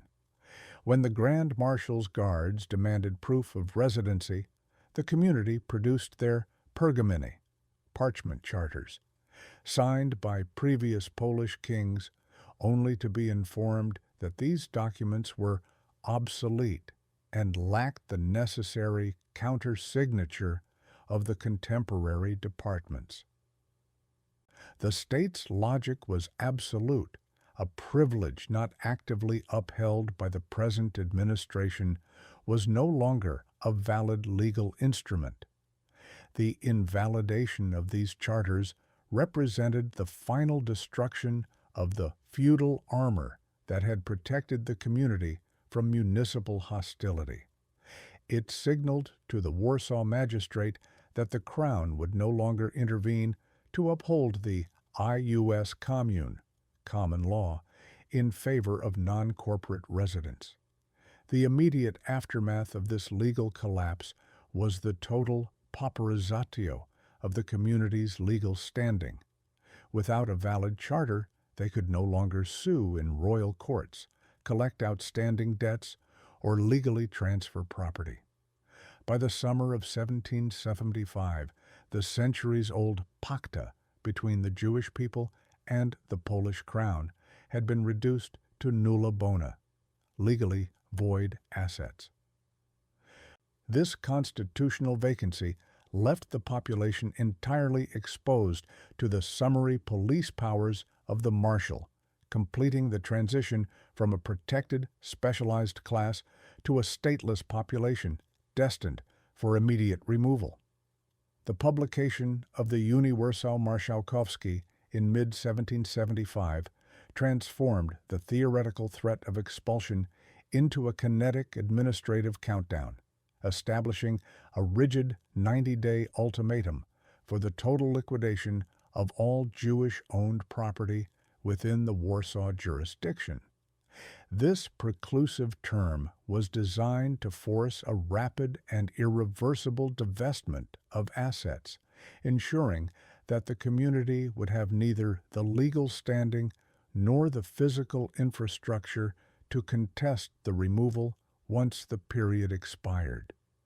The decree mandated that all real estate, specifically the stone houses and timber warehouses situated within the private juridiki and the Nowa Jerozolima settlement, be sold to Christian burghers or noble landowners before the final autumn deadline.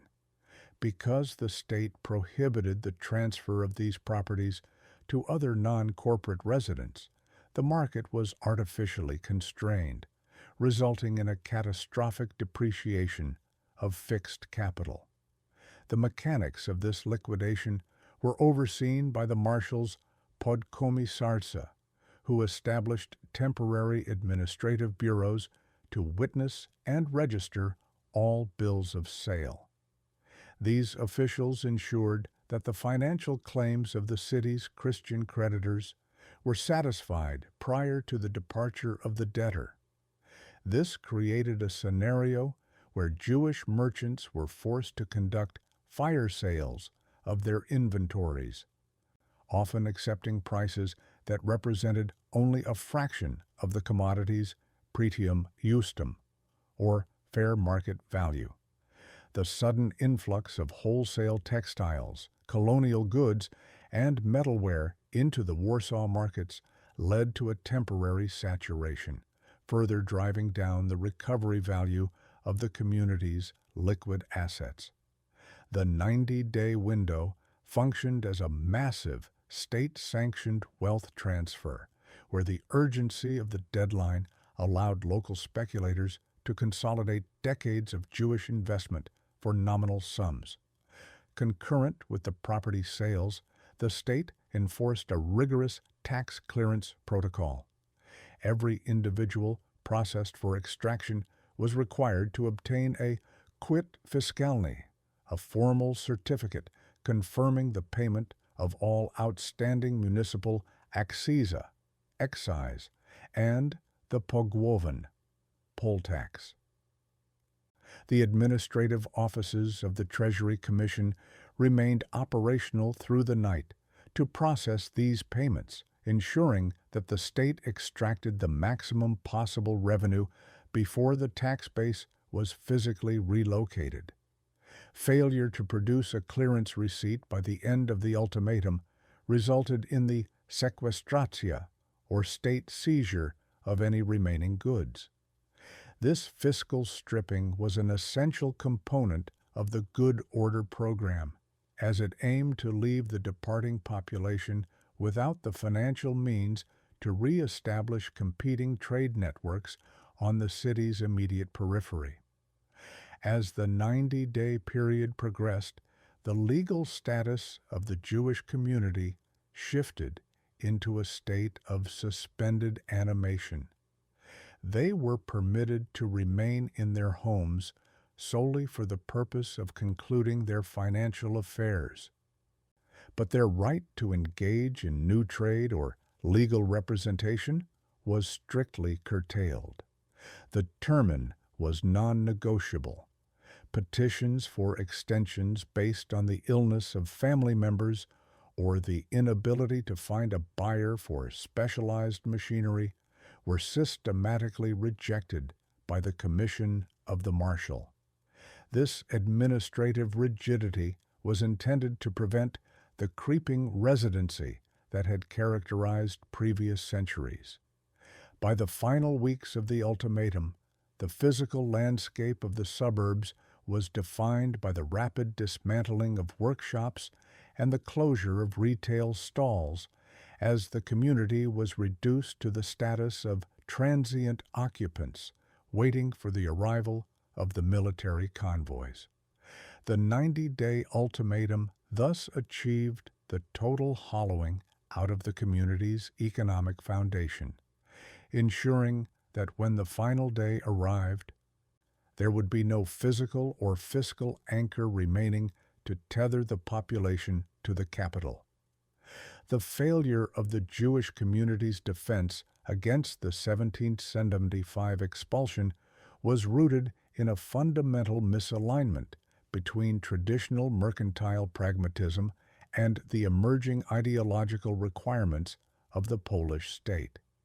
In the months preceding the final deadline, the Jewish communal leadership, or Kahal, alongside prominent financiers who held servitor status, submitted a series of sophisticated pro-memoria memoranda to the Economic Committee of the Sejm and the Permanent Council.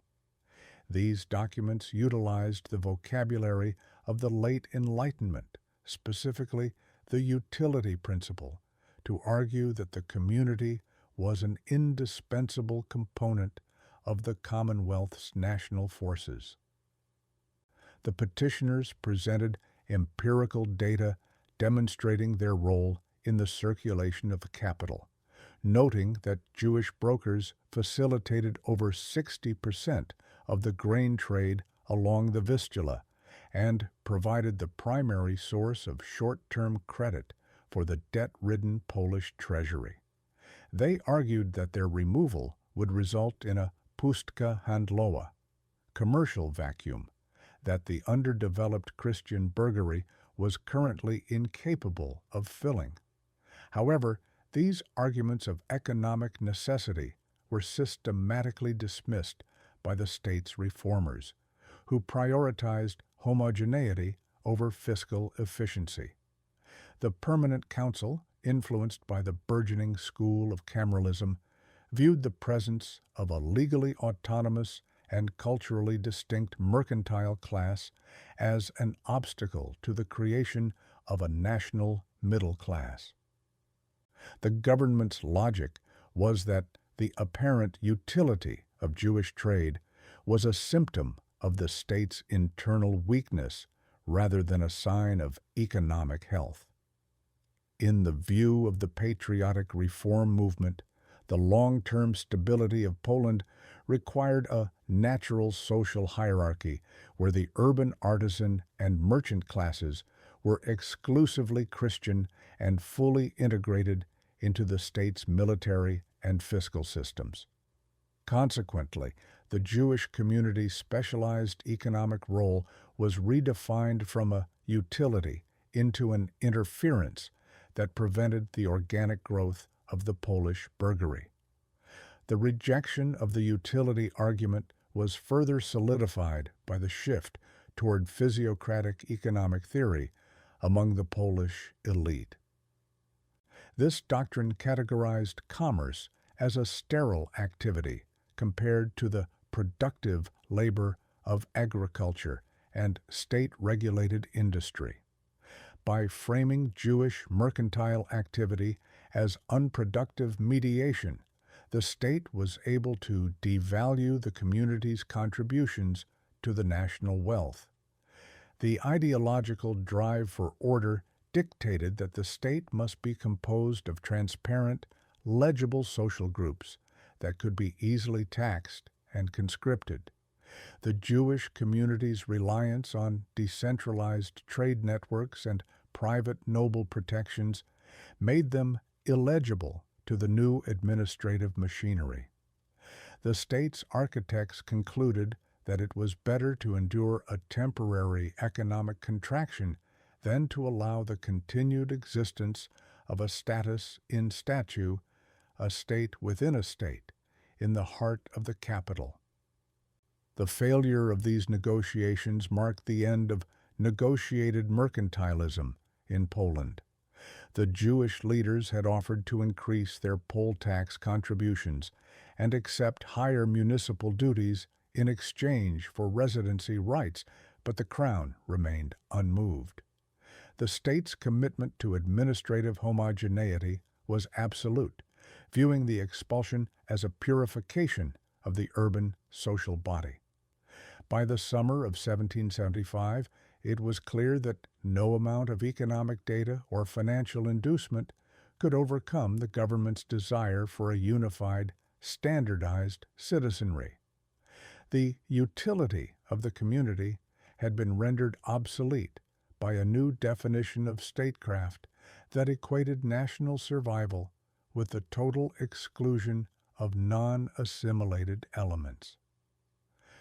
This ideological victory for the city magistrates and the state reformers ensured that the physical removal of the population would proceed despite the looming risk of financial collapse in the Warsaw markets. The liquidation of the Nowa Jerozolima settlement in 1775 represented the physical manifestation of the state's totalizing administrative shift.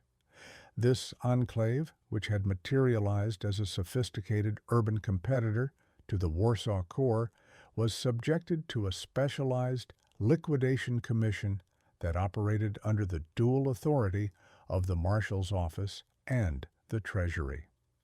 Because the settlement was situated on the private Sułkowski estate, the state first had to invalidate the right of possession that the magnate family had extended to its Jewish tenants. The resulting legal vacuum allowed the state to classify every structure, from substantial stone manufactories to modest timber residences, as unauthorized encroachments on the public land surrounding the Jerusalem Road. The financial core of the liquidation was the system of forced appraisals, where state-appointed surveyors established sakonki valuations that deliberately ignored the commercial potential of the buildings. These appraisals were conducted using the materia prima method, which valued structures only by the raw cost of their timber and stone, rather than their utility as functioning workshops or homes. This technical devaluation ensured that when properties were placed for auction, the starting bids were often 70 to 80% below their true market replacement cost. Furthermore, the state imposed a restricted buyer policy, which limited the pool of potential purchasers to Christian burghers who held city rights. This artificial reduction in demand meant that the Jewish owners were forced to accept nominal compensation that was frequently insufficient to cover the debts they had incurred in the settlement's initial construction. The liquidation of communal buildings, specifically the prayer houses and the specialized ritual facilities, was handled with an even greater degree of administrative finality. Because these structures had no Christian utility in their current form, the marshal's guards ordered their immediate demolition unless they could be converted into storage depots or government offices. The building materials salvaged from these destructions, the bricks and heavy timbers, were often confiscated by the city magistrate for use in the repair of Warsaw's municipal walls or the paving of new thoroughfares. This was not merely an economic loss, but a total physical erasure of the community's architectural legacy. The very stones that had formed the foundation of the settlement were repurposed to reinforce the city that had expelled them.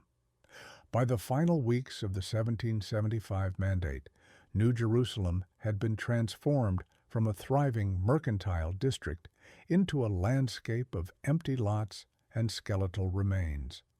The land registries were purged of Jewish names, and the Sulkowski family was forced to sign acts of resignation, formally handing over the jurisdictional control of the area to the Crown. The liquidation served as a stark warning to other noble protectors that the state's drive for good order would not respect private property rights if they conflicted with the national program of homogeneity. The immediate aftermath of this process was the complete disappearance of New Jerusalem as a distinct legal and physical entity, leaving behind only the Aleje Jerozolimski as a cartographic echo of a community that had been systematically liquidated and erased from the urban fabric. The final phase of the 1775 expulsion was characterized by the systematic cessation of communal religious activities and the administrative decommissioning of Warsaw's Jewish institutional infrastructure.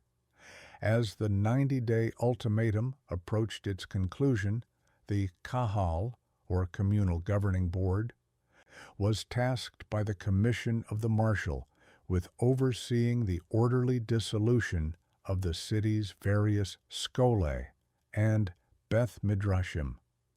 This process was not merely a spiritual conclusion, but a rigorous logistical operation involving the inventorying and transport of sacred paramenta, including Torah scrolls, silver ornaments, and liturgical textiles. Under the Ordinatio pro Civitate Varsaviense, these items were classified as movable property and were subject to the same fiscal clearance protocols as commercial inventory. The marshal's guards maintained a constant presence at the entrances of communal buildings to ensure that no assets were smuggled out without the payment of the Warsaw export duty, which the state levied on all precious metals departing the capital. The final Sabbath services, held in September 1775, functioned as the terminal event for the community's settled life in the Warsaw Juryduchy. These gatherings were strictly monitored by the Milicja Marszałkowska to prevent the assembly of unauthorized crowds or the delivery of subversive sermons that might incite resistance to the extraction orders. Historically, the liturgy during this period shifted from the standard cycle to the recitation of selihot, penitential prayers, and the kinos, lamentations, which traditionally marked the destruction of the temple in Jerusalem. This liturgical choice represented a formal communal acknowledgement of the expulsion as a catastrophic historical event, aligning the current displacement with the broader cycle of Jewish exile. The state, however, viewed these services through a lens of security, deploying podkomisarce to ensure that the cessation of prayer was followed immediately by the physical sealing of the synagogue doors with the pieczęć marszałkowska. A critical administrative task during these final days was the preservation and removal of the pinkasim, or communal minute books. These registers contained the definitive record of births, marriages, debts, and internal adjudications that had occurred since the community's arrival in the capital. The Kahal leaders recognized that the physical removal of these books was essential for maintaining the community's social and legal continuity in the Polish interior. The state allowed the transport of these archives only after they had been inspected for fiscal leads, specifically the names of Christian debtors or noble protectors whose financial ties to the community remained under investigation by the Treasury Commission. The legal memory of the community was thus scrutinized by the very state that was erasing its physical presence, ensuring that no lingering claims could be filed against the new, purified municipal administration. The physical decommissioning of the synagogues also involved the desecration of the sites according to municipal law, which required that any building converted to secular use be stripped of religious identifiers. In the Nowa Jerozolima settlement and the suburban Juryduchy, the removal of the Aron Kodesh, Holy Ark, and the dismantling of the Bema, central platform, were conducted under the supervision of state architects. These materials were often sold at auction as scrap timber or repurposed for the construction of government barracks. By the morning following the final Sabbath, the synagogues of Warsaw had been reduced to empty buildings, their windows boarded, and their legal status converted to crown property. The transition from a vibrant liturgical center to a silent administrative object was complete.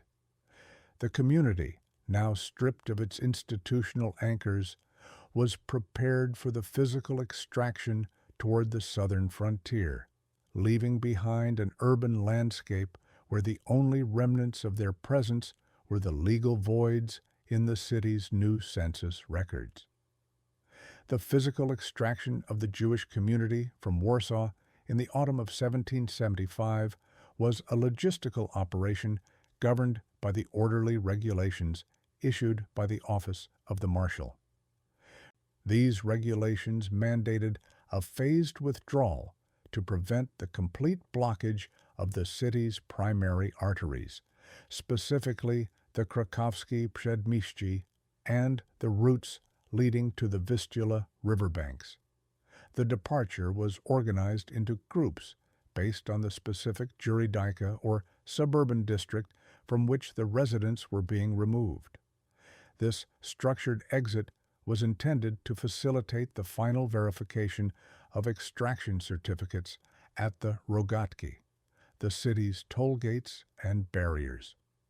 The movement was characterized by a distinct stratification of transport.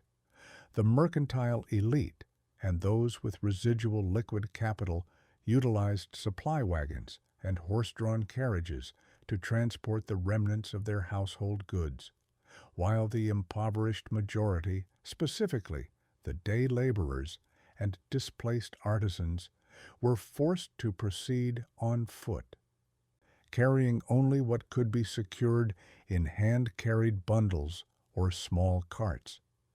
The geographic trajectory of the expulsion was primarily directed southward and eastward toward the territories of the Polish-Lithuanian interior that remained under the sovereign control of the Commonwealth.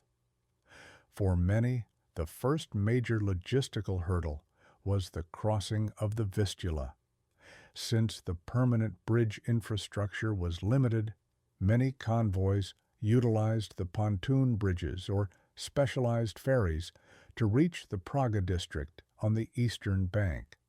This crossing functioned as a critical administrative bottleneck where the marshal's guards conducted a final inspection of passports and verified that no prohibited metalware or industrial machinery was being exported without additional state permits. The Vistula, which had previously served as a commercial lifeline for the community, was transformed into a one-way conduit for their removal, as the state ensured that the extractions were irrevocable. Beyond the river, the caravans followed the main road toward the Lublin and Sandomierz provinces, regions where the influence of the Warsaw Municipal Council was negligible and where local magnates still offered a degree of precarious residency on their private estates. The logistics of the march were further complicated by the seasonal autumn muds, which reduced the speed of the convoys to only a few miles per day. The state provided no logistical support or provisioning for the displaced. The responsibility for subsistence during the journey fell entirely on the Kahal's internal welfare networks. Consequently, the speed and success of the departure were dictated by the community's remaining communal resources. The military escort provided by the Milicja Marszałkowska was tasked solely with ensuring that the groups did not fragment or attempt to settle in the Strefa Podmiejska, suburban zone, within a 10-mile radius of the capital. The road to the Vistula thus represented the final transition of the community from an urban mercantile class to a transient, displaced population. The movement was tracked by Komisarze, who recorded the departure volumes at the gates to confirm the city's depopulation targets. By the end of September, the physical absence of the Jewish population from the Warsaw streets was a measurable administrative fact. The departing columns left behind a series of empty properties that were immediately seized or repurposed by the municipal authorities. This massive demographic displacement was not merely a migration, but a state-sanctioned relocation of human capital from the center to the periphery, intended to permanently decouple the Jewish community from the administrative and economic machinery of the Polish capital. The conclusion of this chapter in the city's history was marked by the closing of the Rogatki behind the final convoys, signaling the completion of the state's program of urban homogeneity. The transit of the Jewish community through the Rogatki, or the fortified city gates of Warsaw, represented the final phase of the state's fiscal stripping of the population. While previous chapters of the 1775 Mandate focused on the liquidation of fixed assets and the settlement of municipal debts, the extraction at the gate was a kinetic administrative process designed to capture any remaining liquid capital or portable wealth before it crossed the sovereign boundary of the capital. The Office of the Marshal implemented a specialized terminal audit protocol where every wagon and individual was subjected to a personal search. This was not a cursory inspection for security, but a meticulous search for hidden riches, specifically targeting silver specie, gold jewelry, and high-value colonial commodities that had been omitted from the earlier liquidation inventories. A primary mechanism of this extraction was the departure tax levied on the total estimated value of the goods being transported out of the city. The marshal's guards, accompanied by treasury clerks, calculated these fees on the spot, often utilizing arbitrary valuations that favored the state treasury. Furthermore, the departing families were forced to pay subsistence fees to the military units assigned to their escort. These fees were framed as a reimbursement for the protection and orderly management provided by the Militia Marszałkowska during the extraction process. In practice, this created a scenario where the cost of the expulsion was funded by the victims themselves, ensuring that the state treasury incurred no net loss for the massive logistical undertaking of the demographic purge. The guards also enforced a rigorous bullion restriction policy. Under the Standing Council's emergency economic decrees, the export of large quantities of silver coin or precious metals was strictly prohibited to prevent the further drainage of the national currency. Any individual found in possession of coin exceeding a subsistence minimum set by the Treasury Commission faced the immediate confiscation of the excess. This policy was supported by the use of specialized probiers, assayers, at the gates who verified the purity of any metalware permitted for export. This final fiscal filter ensured that the community departed not only without their homes and workshops, but also without the liquid reserves necessary to compete with the Warsaw merchantry in the future. The atmosphere at the gates was defined by the interwencja fiskalna, fiscal intervention of the state. The extraction included the collection of the pogłowne zaległe, or any residual poll tax arrears that had been uncovered during the final deregistration process. Guards were authorized to seize physical items, clothing, linens, or tools in lieu of cash if a family could not meet the final toll requirements. This created a terminal bottleneck where the most vulnerable members of the community were stripped of their last personal effects to satisfy the state's demand for total fiscal clearance. The rogatki served as the ultimate threshold of the good order program, where the state's administrative power was expressed through the absolute control of the physical and financial movement of the population. By the time a family passed the final barrier, they had been reduced to a state of nuda proprietas, bare ownership of only the most essential items. The extraction at the gate achieved the state's goal of ensuring that the Jewish community left the capital as an economically neutralized force. The records of these gate collections, preserved in the Księgi Marszałkowskie, provide a detailed account of the final wealth harvested by the state during the final hours of the expulsion. This process ensured that the demographic purity sought by the reformers was accompanied by a total fiscal hollowing, leaving the capital cleansed and the departing community destitute as they began their transit into the Polish interior. The transition of the Jewish community from the regulated surveillance of the Warsaw Gates to the unregulated hinterlands of the Mazovian province introduced a secondary phase of economic predation conducted by non-state actors. Once the refugees moved beyond the Okopy Lubomirskiego, they exited the immediate protection of the royal ius safe conductus and entered a jurisdictional landscape dominated by the petty gentry and local village sautus, headmen. These actors viewed the displaced columns not as a security concern, but as a unique opportunity for pożytki, accidental profits.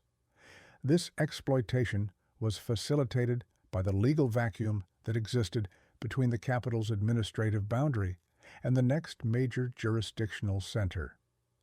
Because the Grand Marshal's mandate was primarily concerned with the purity of the capital, the state provided no legal recourse for the refugees against the zajazdy, private raids, or the illegal tolls imposed by landholders along the transit routes. A primary mechanism of this predation was the private road toll, which local lords unilaterally imposed on any wagon train crossing their estates. Although the Sejm had historically attempted to regulate such fees, the chaos of the 1775 partitions allowed minor nobles to revive obsolete feudal rights to justify the extraction of bridge fees and passage fees. These charges were often set at prohibitive rates, forcing the already fiscally stripped families to relinquish their remaining household tools or livestock to gain passage.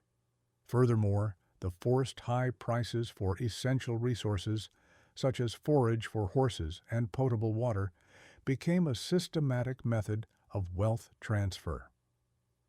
Local opportunists capitalized on the refugees' inability to deviate from the main tracked highway, creating a captive market where the price of survival was the total liquidation of any surviving liquid capital.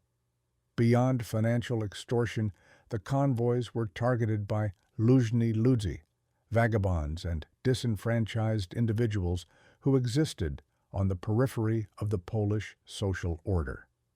These groups utilized the lawlessness of the rural roads to conduct plunder of property, specifically targeting the wozy tabarowie that lagged behind the main body of the extraction. The military escorts of the Milicja Marszałkowska often displayed a collusion of silence regarding these incidents, provided the predators did not disrupt the overall timeline of the withdrawal.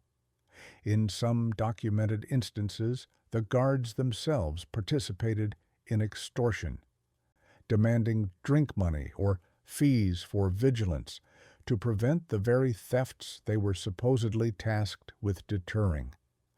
This created an environment of total insecurity, where the legal status of the refugee was reduced to that of an unprotected entity subject to the whims of any armed party.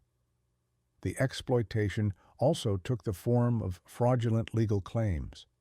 Local landholders would often intercept the convoys, alleging that members of the community owed historical debts or had violated forest rights on estates they were merely passing through. These claims were used as a pretext for seizure of the best horses or high-value textiles. Because the refugees were under a strict deadline to reach the southern frontier, they lacked the time to contest these claims in the local castle courts. The state's drive for a purified capital had effectively outsourced the final stages of the community's impoverishment to the rural opportunists. The predators of the path thus completed the work of the Warsaw magistrates, ensuring that the population arriving in the southern provinces was not only displaced, but entirely disconnected from the material means of re-establishing their trade networks. The seasonal transition of late 1775 introduced a profound mechanical impediment to the extraction process, as the atmospheric shifts of the autumn equinox triggered the onset of the semi-annual mud season. This environmental phenomenon was characterized by the total saturation of the Mazovian and Lublin lowlands topsoil, which primarily consisted of poorly drained podzolic and alluvial clays. In the 18th century, the public highways of the Polish interior lacked the stone pavement found within Warsaw's municipal core, relying instead on nawierzchnia gruntowa, compressed earth and sand surfaces. The arrival of sustained autumn rainfall transformed these primary transit corridors into non-Newtonian mires, fundamentally altering the tractive force required for the movement of the heavy supply wagons that carried the community's remaining liquid and fixed assets. The technical impact of the mire was most acutely felt in the axle degradation of the transport vehicles. The increased friction and suction of the deep mud placed unprecedented torque on the timber axles and iron-rimmed wheels, leading to frequent mechanical failures that the state's extraction timeline did not account for. Furthermore, the saturation of the culverts and primitive log-layered corduroy roads resulted in the total impassability of the lowland routes. For the departing columns, this necessitated the reduction of load, as horses and draft oxen were physically incapable of overcoming the combined resistance of the terrain and the weight of household goods. This was not a subjective hardship, but a measurable logistical constraint that forced the community to abandon a significant portion of the movable property they had successfully salvaged from the Warsaw liquidations. The administrative rigidity of the Standing Council provided no allowance for these environmental variables. Under the preclusive term established in the Marshal's Mandate, the physical presence of the Jewish population within a specific radius of the capital was a strict liability offense. The state did not recognize vis maior, acts of God or nature, as a valid legal defense for delays caused by the road conditions. Consequently, the autumn mire served as an unplanned fiscal filter. Those whose wagons became unmoored in the mud were often forced to leave their property by the roadside to be scavenged by local opportunists or seized by the following military escorts as abandoned assets. The environmental reality of the Polish autumn thus accelerated the pauperizatio of the community, ensuring that even the goods that had survived the Rogatki gates were frequently lost to the physical properties of the Mazovian soil. Furthermore, the environmental conditions exacerbated the sanitary crisis within the convoys. The lack of post stations or state-sanctioned shelters meant that the refugees remained exposed to the excessive moisture for weeks, leading to a decline in the public health of the most vulnerable demographic groups, the elderly and the young. The miarowość, regularity, of the extraction was broken as different groups were separated by impassable stretches of road, complicating the Kahal's internal welfare and food distribution systems.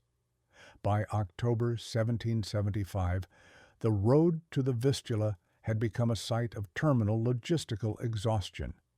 The mire ensured that the community arrived at their southern destinations not as a functional mercantile force, but as a physically and economically depleted population, completing the state's objective of total demographic and financial neutralization through the blunt instrument of environmental and administrative pressure. The departure of the final Jewish convoys in the autumn of 1775 left Warsaw in a state of sudden and profound demographic depletion, transforming the city's commercial districts into a landscape of institutionalized vacancy. According to municipal reports submitted to the Permanent Council, in the months following the extraction, the occupancy rate of retail and wholesale stalls in the capital's primary markets plummeted by approximately 60%. This demographic vacuum was most visible in the Maryville and Posiejow districts, which had served as the operational centers for the city's non-corporate trade. The kramy, stalls, and yatki, butcher stalls, that had previously facilitated the high-velocity exchange of textiles, colonial goods, and livestock, were shuttered under the Pieczęć Marszałkowska, leaving behind rows of padlocked structures that the municipal authorities were unprepared to repurpose. The immediate consequence of this vacancy was a systemic breakdown in the city's commodity circulation. While the Christian guilds had lobbied for the expulsion to secure a monopoly, they discovered that the removal of Jewish brokers had simultaneously severed the supply chains that provided raw materials to their own workshops. The commission trade, which had integrated the agricultural surplus of the Vistula hinterlands with the urban market, ceased to function, leading to an immediate shortage of leather, wool, and tallow. This resulted in a paradoxical inflation of scarcity. Even though the invasive competition had been removed, the price of basic manufactured goods rose by nearly 40% due to the collapse of the wholesale networks. The Christian masters possessed the legal right to produce, but they lacked the liquid capital and the transpartition connections necessary to source the materials required for their craft. The fiscal impact on the Warsaw municipal treasury was equally severe. The excise tax and the various tolls collected at the city gates, which had historically been buoyed by the high volume of Jewish trade, experienced a terminal contraction. The state's good order program had succeeded in achieving administrative purity, but it had hollowed out the city's tax base. The Podatek Szos, a property tax that formed the backbone of the city's infrastructure budget, remained unpaid on thousands of abandoned or devalued properties in the suburban Jurydiki. The Warsaw magistrate found itself in a state of unproductive victory, presiding over a cleansed city that lacked the financial resources to maintain its own municipal guards or fund the street paving projects initiated by the Commission of Good Order. Furthermore, the physical pustka, emptiness, of the markets created a shift in urban geography. The lively, decentralized commerce of the Jerusalem Road and the riverfront was replaced by a sterile, state-monitored stillness. The municipal authorities attempted to incentivize authentic Christian merchants from other Polish cities to fill the vacant rows, but the lack of existing credit infrastructure and the high cost of entry into the Warsaw guilds discouraged new settlement. The empty trading rows became a measurable index of the city's economic stagnation. By the winter of 1775, the capital of the Commonwealth had been reduced to an administrative shell, where the rhetoric of national homogeneity met the reality of a hollowed-out economy. The extraction had achieved its demographic targets, but it had left Warsaw as a city of silent markets and vacant stalls, marking the beginning of a prolonged period of urban contraction that would only be reversed decades later under a fundamentally different geopolitical order. The sudden removal of the Jewish mercantile class in late 1775 triggered a profound shock of stagnation that paralyzed the credit markets of the Polish interior. Historically, the Commonwealth's economy relied on a decentralized system of wechsel, or bills of exchange, which functioned as a private currency in a state lacking a centralized national bank. Jewish financiers had served as the primary issuers and discounters of these instruments, providing the liquid capital necessary for the movement of goods between the agricultural estates and the urban centers. With their forced departure, this credit infrastructure collapsed instantaneously, as there was no Christian banking class capable of absorbing the sudden demand for commission loans. The resulting credit paralysis meant that even wealthy landowners found themselves unable to finance the transport of their harvests to the Vistula River ports, leading to a surplus of grain in the provinces and an acute shortage in Warsaw. This disruption in the flow of capital directly correlated with a rapid inflation of basic necessities.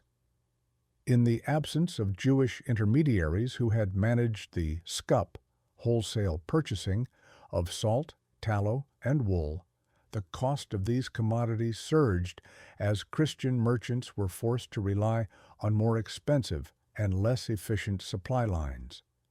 The price caps previously established in the municipal statutes became unenforceable as the scarcity of supply overrode all regional regulations.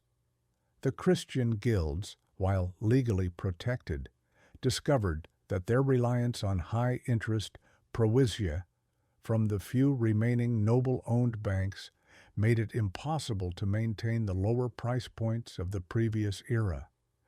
The cost of daily subsistence in Warsaw rose by an estimated 50% in the 6 months following the expulsion, a phenomenon documented in the reports of the Commission of Good Order. Regional trade fairs in cities such as Lublin, Berdychiv, and Sandomierz, which served as the annual nexus for the Commonwealth's internal commerce, experienced a terminal slump in turnover. These fairs had historically functioned as clearing houses for Jewish trade networks that spanned the partitioned borders. The absence of these actors led to a breakdown in the contracts that governed the exchange of Western manufactured goods for Eastern raw materials. The Crown Treasury Commission reported that the volume of trade at the 1776 Lublin Fair was less than one-third of the previous year's total. This regional stagnation was not an isolated event, but a structural failure of the Polish internal market. As the state discovered that administrative purity could not replicate the complex, familial, and cross-border trust networks that had sustained the economy for centuries. The economic shock also affected the copper coinage and the circulation of small change.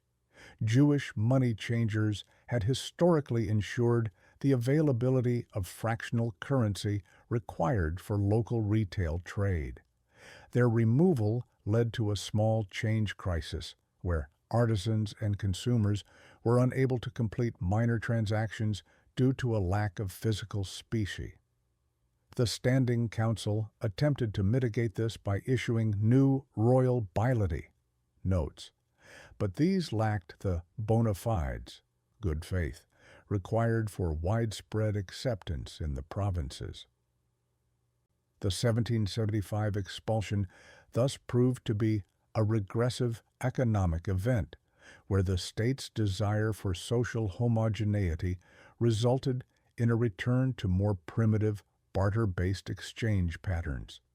The shock of stagnation demonstrated that the Polish capital and its hinterlands were inextricably linked to the very population they had expelled, revealing the high fiscal price of achieving a purified national body through the total disruption of its financial nervous system. The completion of the extraction process in late 1775 left the Warsaw Municipal Administration with an extensive inventory of unoccupied structures, which the state immediately classified as materia relictis, or abandoned assets.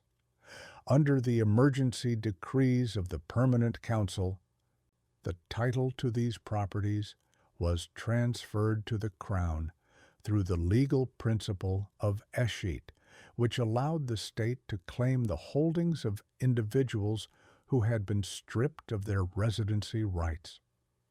This transition was characterized by its administrative speed, as the government sought to prevent the physical decay of the urban core while simultaneously expanding the footprint of its growing bureaucracy. The Commission of National Education was one of the primary beneficiaries of this transfer, systematically converting the former heders and yeshivot, the community's traditional schools, into secular state primary schools and vocational training centers for the Christian middle class. The repurposing of these buildings required a total ideological modernization of the architectural landscape. Municipal contractors were hired to remove all Hebrew inscriptions, ritual plaques, and specific stylistic motifs that identified the buildings with their former inhabitants. This physical erasure was a technical requirement for the buildings to be registered in the Nowe Księgi Katastralne, new cadastral books, as public offices. Large residential complexes in the Juridiki, once inhabited by multiple mercantile families, were partitioned into small bureaucratic apartments and chanceries to house the influx of government clerks and officials required to manage the Commonwealth's centralized reforms. The communal houses, which had previously functioned as centers for Jewish self-government, were converted into regional police precincts or municipal archives, where the records of the very expulsion that had emptied them were now stored. In the commercial riverfront districts, the high-capacity warehouses that had once integrated Vistula trade were repurposed by the Treasury Commission for the storage of state salt monopolies and military provisions. These structures, built with the heavy timber and fire-resistant stone required for the processing of bulk grain and textiles, were ideal for the military stores needed to support the Crown's newly expanded standing army. This conversion was not a temporary measure, but a permanent reintegration of the land into the state's fiscal infrastructure. The state calculated that by utilizing existing Jewish-built infrastructure, it could save thousands of złotych in construction costs, effectively using the community's historical capital investment to fund the machinery of their own exclusion. The repurposed stones of Warsaw thus served as a visible testament to the state's totalizing authority. By early 1776, the visual memory of the Jewish community had been replaced by the standardized aesthetics of the Enlightenment state. Synagogues that had not been demolished were repurposed as armories or municipal stables, their internal volumes cleared of all liturgical apparatus to maximize usable space. This process ensured that there was no physical possibility of return. The community's homes and institutions had been physically and legally absorbed into the state apparatus. The repurposed stones represented the finality of the 1775 mandate, as the Polish capital's social fabric was rewoven into a singular, state-controlled pattern that left no room for the specialized architectural or social enclaves of the past. The final months of 1775 witnessed a massive, state-sanctioned transfer of fixed assets as the 90-day ultimatum reached its conclusion. This period created a buyer's market of unprecedented scale, where the legal requirement for immediate liquidation allowed local Christian elites and established burghers to consolidate their urban holdings at a fraction of their intrinsic value. The public auctions were conducted under a restrictive legal framework that prohibited non-Christian bidding, effectively removing the primary competitive pressure from the real estate market. This artificial scarcity of buyers ensured that the price of stone houses and commercial manufactories in the suburban Jury-Diki collapsed, turning the expulsion into a profound opportunity for capital accumulation for the Warsaw merchantry. The primary beneficiaries of this redistribution were the members of the patriciate, the wealthy Christian families who controlled the Warsaw magistrate and the leading merchant guilds. These actors utilized their liquid reserves to acquire strategic commercial nodes, specifically the kamienice, tenement houses situated near the market squares, and the Vistula docks. By purchasing these properties, the Christian merchantry did not merely acquire land, they inherited fully equipped industrial infrastructures, including tanneries, breweries, and textile workshops that had been developed over decades of Jewish investment. The castle chancellery recorded a surge in the registration of perpetual deeds as the nobility and the burghery moved to secure their new titles before the state could claim the properties through escheat. For the Polish nobility, or szlachta, the buyer's market provided a means to expand their private dory, manors, within the city limits. Many high-ranking officials used the liquidation to acquire adjacent plots, effectively creating larger, more contiguous urban estates that were previously fragmented by Jewish-owned leaseholds. This consolidation was supported by the Komisja Boni Ordinis, which viewed the transition as a way to regularize the city's plan by replacing dense, multifamily Jewish dwellings with spacious, single-owner noble residences. The resulting thinning out of the urban population was presented as a triumph of enlightened urbanism, though it relied fundamentally on the forced divestment of the previous inhabitants. The economic impact of this consolidation was the creation of a new, homogenized class of property owners who were deeply indebted to the state's exclusionary policies for their newfound wealth. The transfer of these assets was often facilitated by short-term credit provided by the very municipal banks that had lobbied for the removal. This created a closed fiscal loop where the city's Christian elite borrowed capital to purchase devalued assets, effectively recycling the community's lost wealth into the municipal economy. The buyer's market thus functioned as the final economic anchor for the 1775 mandate, ensuring that the Christian middle class had a direct material stake in the permanency of the expulsion. By the spring of 1776, the ownership map of Warsaw had been fundamentally redrawn. The nobility's buyer's market had successfully transferred the physical foundations of the city's commerce into the hands of a singular, state-sanctioned social class, completing the economic purification of the Polish capital. The immediate aftermath of the 1775 expulsion was characterized by the emergence of a clandestine class of residents who bypassed the extraction orders by retreating into the interior of Warsaw's private noble palaces, or dory.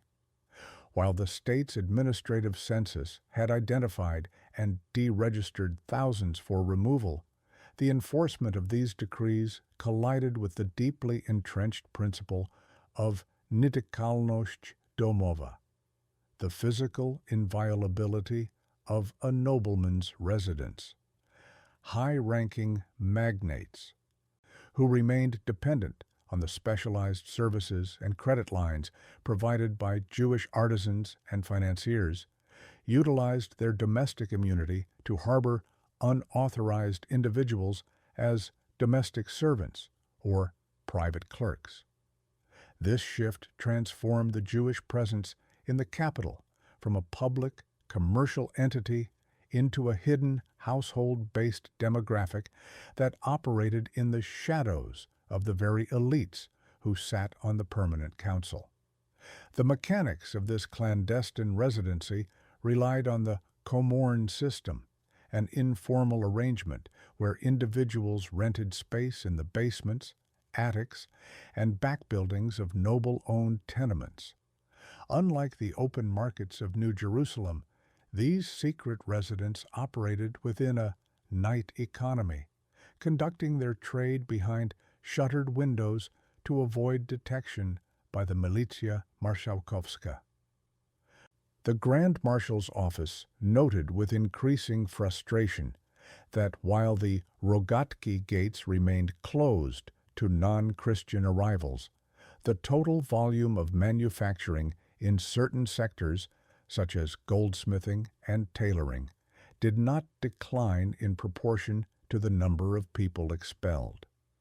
This data suggested that a significant portion of the unproductive population had simply been submerged into the private jurisdictions of the Szlachta, where the marshal's jurisdiction was legally contested. This clandestine class created a secondary gray market that operated outside the municipal tax structure and the guild monopolies. Because these secret residents lacked legal standing, they were forced to pay inflated protection rents to their noble landlords, effectively turning the dwory into unregulated commercial enclaves. The state viewed this development as a social contagion that threatened to undermine the boni ordinis reforms. In response, the marshal's office initiated revisitations, or sudden midnight inspections of private properties, leading to a profound constitutional crisis. The nobility argued that these searches were a violation of their aurea libertas, while the state insisted that the national security of the capital required the total transparency of all inhabitants. The presence of the secret resident demonstrated the practical impossibility of achieving the state's goal of total demographic homogeneity. The Warsaw Patriciate and the municipal guilds discovered that even with the expulsion, they could not fully displace the clandestine networks that provided high-quality goods at lower costs through their noble patrons. This situation created a bifurcated urban reality, a purified public city governed by the municipal code, and a shadow city existing within the walls of the magnate estates. The clandestine resident became a permanent feature of late 18th century Warsaw, representing a strategic failure of the 1775 purge. By the spring of 1776, the secret resident had proven that the economic and social linkages between the nobility and the Jewish community were too deeply integrated to be severed by a single administrative decree, setting the stage for the eventual, gradual return of the community under the cover of private noble employment. The completion of the 1775 mandate marked the finality of a state-driven demographic experiment, resulting in the total administrative reordering of the Polish capital. By the winter of 1775, the Grand Marshal of the Crown officially reported to the Permanent Council that the purificatio of the urban core and its surrounding jurisdiction was an accomplished fact. This closure was codified in the General Survey of 1776, a document that functioned as a legal verification of the city's new homogeneous composition. The survey recorded a near total absence of non-Christian residents within the Okopy Lubomirskiego, signaling that the state had successfully asserted its sovereign authority over the previously porous and fragmented jurisdictions of the city. However, this purification was achieved at the cost of a terminal contraction in the capital's commercial vitality, leaving Warsaw as an administratively uniform but economically desertified urban center. The diaspora of the expelled community into the Polish heartland represented a massive, involuntary relocation of human and financial capital from the center to the periphery. The primary destinations for the refugees were the Slachecki Miasteczka, or small private towns owned by the nobility in the Lublin, Sandomierz, and Podolian voivodeships. These towns, located deep within the Commonwealth's interior, operated under a different fiscal logic than the capital. Local magnates, desperate to revitalize their own stagnant provincial economies, welcomed the displaced merchants and artisans to offset the losses they had suffered during the first partition. This shift effectively transformed the Polish internal market into a fragmented frontier, where the specialized skills and trade networks once concentrated in Warsaw were now dispersed across hundreds of smaller, isolated nodes. In Warsaw, the long-term consequence of the expulsion was a profound technological and artisanal regression. The removal of the Jewish komis agents and the specialized producers of luxury and export goods meant that the Polish state became even more dependent on expensive foreign imports from Prussia and Austria. The homogenized burghery, though now in possession of the trading rows, lacked the international credit linkages and the cross-border family networks necessary to sustain large-scale wholesale operations. This stagnation was not merely a local phenomenon, but a national strategic failure. By emptying the capital of its most mobile mercantile class, the Standing Council had inadvertently weakened the state's ability to resist the ongoing economic encroachments of the partitioning powers. The legal legacy of the 1775 expulsion served as a foundational template for the police reforms of the later 4 years same. The state's ability to conduct a total demographic purge without significant noble or foreign intervention demonstrated the newfound power of the centralized executive. This period proved that the traditional golden liberty of the individuals was secondary to the good order of the administrative state. The expulsion was the first major instance in which the Polish government utilized modern bureaucratic techniques, such as the systematic census, the standardized residency card, and the paramilitary police unit, to enforce a policy of social exclusion. Ultimately, The reordered frontier of Warsaw stood as a testament to the transition from a multi-jurisdictional feudal city to a singular capital.